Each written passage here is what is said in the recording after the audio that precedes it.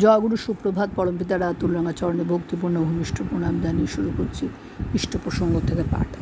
দানাপুর থেকে এসেছেন শ্রী শম্ভুনাথ রায়। নিবেদন করলেন, কর্মের সফলতা আসছে না, এমতাবস্থায় কী করণীয় জানতে আগ্রহী শম্ভুদা। শ্রী পিতৃদেব, সব কাজই ইষ্টের মনে করতে হয়। যদি মনে করি সবই আমার প্রিয় পরমের কাজ, তাহলে কোনো কাজে জড়তা আসে না, আলস্য আসে না।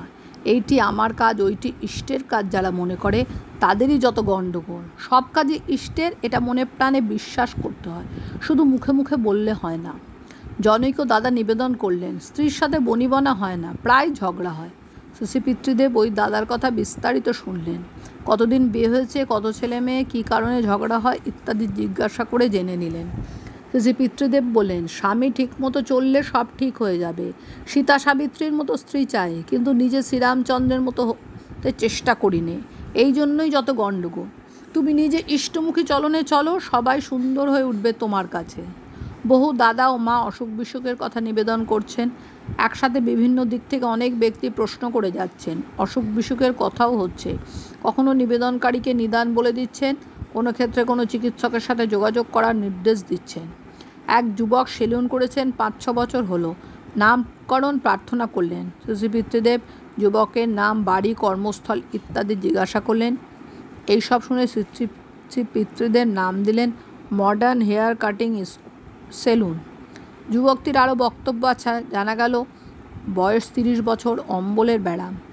শ্রী পিতৃদেব বললেন, এই বয়সেই অম্বল? আগে শরীর ঠিক করো, এমন কিছু খেও না যাতে অ্যাসিড হয়। কম কম করে বারে বারে খাবে। কম কম করে খাও তো? যুবকটি বললে, যেমন খেতে পারি খাই। শ্রী পিতৃদেব, 30 বছর বয়স হলেই খাওয়া কমিয়ে দিতে হয়। রোজ যদি 10 মাইল করে হাঁটতে পারো, যা ইচ্ছা খেতে পারো। যুবকটিকে আরও বললেন, নিজেকে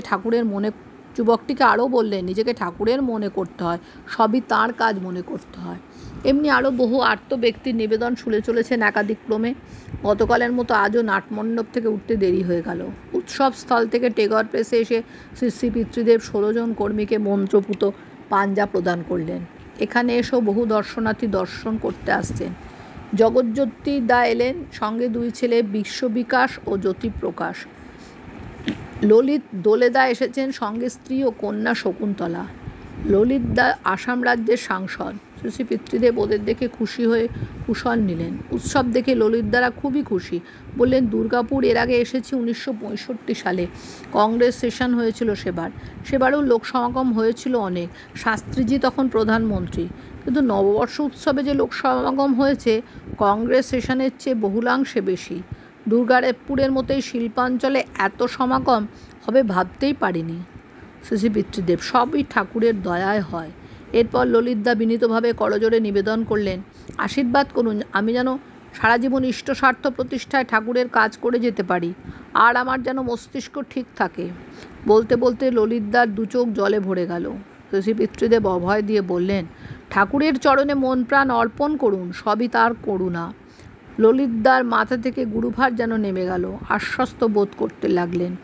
সৎসঙ্গ সম্পাদক ননিদার সাথে অপনা, ঝর্ণা, কৃতিদ্যুতি, কৃতিদীপা, ভৃতি, অতসী, প্রীতিতপা প্রভৃতি আশ্রম বালিকারা এসেছে। সেন্ট্রাল অ্যাভিনিউয়ের একটি বাড়িতে ওদের থাকার ব্যবস্থা। সৎসঙ্গ সম্পাদক ননিদা ওদের তত্ত্বাবধানে আছেন।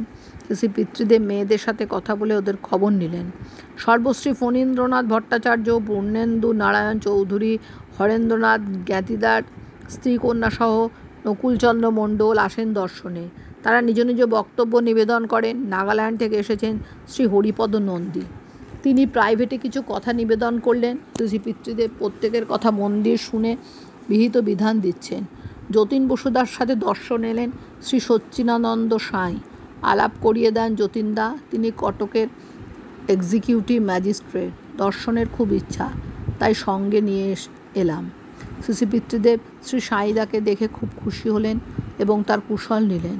বেলা 10:30টার পর পূজ্যপাত বরদাদা, পূজনীয় জামাইবাবু, পূজনীয়া সুটুকদি, কন্যা জয়িত্রী ও কার্তিকদা আসেন। গুরু নানক অ্যাভিনিউয়ের কোয়ার্টার থেকে আসছেন তারা। পূজ্যপাত বরদাদার শরীর আজ কিছু ভালো। উৎসবের কাজে পরিশ্রম করার পর দারুণ অসুস্থ হয়ে পড়েন তিনি।